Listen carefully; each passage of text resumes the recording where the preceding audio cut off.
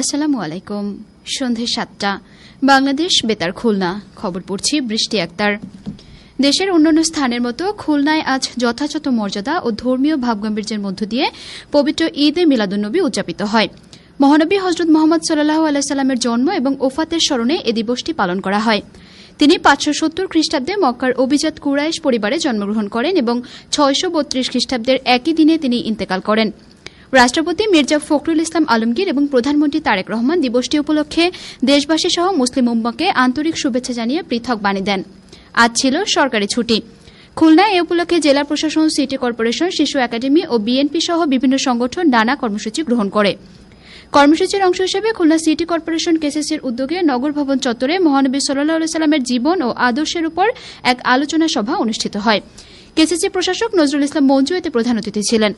কেসিসির প্রধান নির্বাহী কর্মকর্তা রাজীব আহমেদের সভাপতিত্বে ইসলামিক ফাউন্ডেশনের উপপরিচালক মোহাম্মদ আবদুল্লাহ, কেসিসির শিক্ষক সমিতির সভাপতি নাসির উদ্দিন কাশেমি, ইমাম পরিষদের সাধারণ সম্পাদক মাওলানা মোহাম্মদ গোলাম কিবরিয়া, কেসিসির প্রধান প্রকৌশলী মশিউজ্জামান খান, সচিব মোহাম্মদ রেজা রশিদ ও ওয়ার্ডের ক্ষমতাপ্রাপ্ত কর্মকর্তা সহ কেসিসির কর্মকর্তা কর্মচারীরা এ সময় উপস্থিত ছিলেন। অনুষ্ঠান শেষে হামদনাদ প্রতিযোগিতায় বিজয়ী শিক্ষার্থীদের মাঝে পুরস্কার বিতরণ করা হয়। পরে দেশ, জাতি ও মুসলিম উম্মার কল্যাণ কামনা করে দোয়া অনুষ্ঠিত হয়।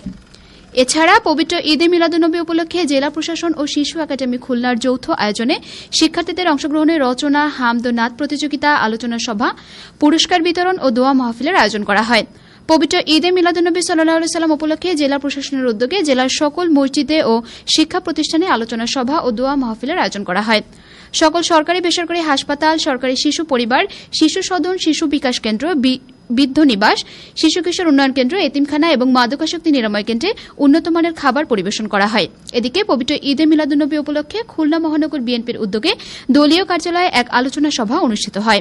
মহানগর বিএনপির সভাপতি অ্যাডভোকেট শফিকুল আলম মনার সভাপতিত্বে জেলা পরিষদের প্রশাসক এস.এম. মনিরুল হাসান বাপ্পি সহ বিএনপি ও এর অঙ্গ সংগঠনের বিপুল সংখ্যক নেতাকর্মী এ সময় উপস্থিত ছিলেন। পরে দেশ ও জাতির কল্যাণ কামনা করে দোয়া অনুষ্ঠিত হয়। এছাড়া এ উপলক্ষে খুলনা প্রেস ক্লাবের হুমায়ুন কবির বালু মিলনায়তনে আলোচনা সভা ও দোয়া মাহফিলের আয়োজন করা হয়। মেট্রোপলিটন সাংবাদিক ইউনিয়নের সভাপতির সভাপতিত্বে সাধারণ সম্পাদক সহ বিভিন্ন প্রিন্ট ও ইলেকট্রনিক মিডিয়ার সাংবাদিকগণ উপস্থিত ছিলেন।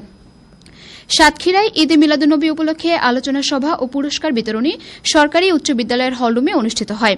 জেলা প্রশাসক মিস কাউসার আজিজ এতে প্রধান অতিথি ছিলেন। বিদ্যালয়ের প্রধান শিক্ষকের সভাপতিত্বে শিক্ষক শিক্ষার্থীরা এ সময় উপস্থিত ছিলেন। এদিকে এ উপলক্ষে এক আলোচনা সভা আজ চুয়াডাঙ্গা জেলা প্রশাসকের সম্মেলন কক্ষে অনুষ্ঠিত হয়। জেলা প্রশাসকের সভাপতিত্বে স্থানীয় সরকার বিভাগের উপপরিচালক, উলামা পরিষদের নেতৃবৃন্দ ও জেলা প্রশাসনের বিভিন্ন পর্যায়ের কর্মকর্তা সহ গণ্যমান্য ব্যক্তিবর্গ এ সময় উপস্থিত ছিলেন। খুলনা বিভাগের অন্যান্য জেলায় অনুরূপ কর্মসূচির মধ্য দিয়ে পবিত্র ঈদে মিলাদুন্নবী উদযাপিত হয়। পরিবেশ, বন ও জলবায়ু পরিবর্তন বিষয়ক প্রতিমন্ত্রী ড শেখ ফরিদুল ইসলাম বলেছেন, পরিবেশের ভারসাম্য রক্ষা ও জলবায়ু পরিবর্তনের বিরূপ প্রভাব মোকাবিলায় বেশি করে বৃক্ষরোপণ করতে হবে।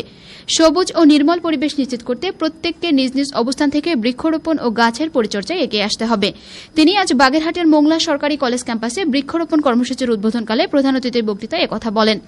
কলেজের শিক্ষক শিক্ষিকাবৃন্দ এ সময় উপস্থিত ছিলেন। পরে প্রতিমন্ত্রী মোংলা উপজেলা স্বাস্থ্য কমপ্লেক্সে আকস্মিক পরিদর্শন করেন।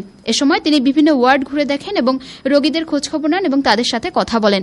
চিকিৎসক, নার্স ও সংশ্লিষ্ট কর্মকর্তাগণ এ সময় উপস্থিত ছিলেন। ঝিনাইদহের শোলকোপা উপজেলার মাধবপুর গ্রামে আজ বিদ্যুৎস্পৃষ্ট হয়ে দুজনের মর্মান্তিক মৃত্যু হয়েছে। গবাদি পশুর জন্য মেশিনে ঘাস কাটতে গিয়ে বিদ্যুৎস্পৃষ্ট হলে এ দুর্ঘটনা ঘটে। খেলার খবর, ফুটবল। সাতক্ষীরা দেবহাটা উপজেলার টাউনশিপুর কেদার মাঠে 8 দলীয় নকআউট ফুটবল টুর্নামেন্টের আজকের খেলায় দক্ষিণ পারুলিয়া ফুটবল একাদশ 3-2 গোলে মাঝ সখীপুর ফুটবল একাদশকে পরাজিত করেছে।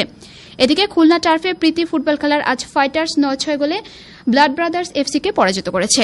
সবশেষে আবহাওয়া। আজ রাত 1টা পর্যন্ত পূর্বাভাসে বলা হয়েছে, অভ্যন্তরীণ নদী বন্দরগুলোর জন্য কোনো সতর্কবার্তা নেই এবং কোনো সংকেত দেখাতে হবে না। খবর শেষ হলো।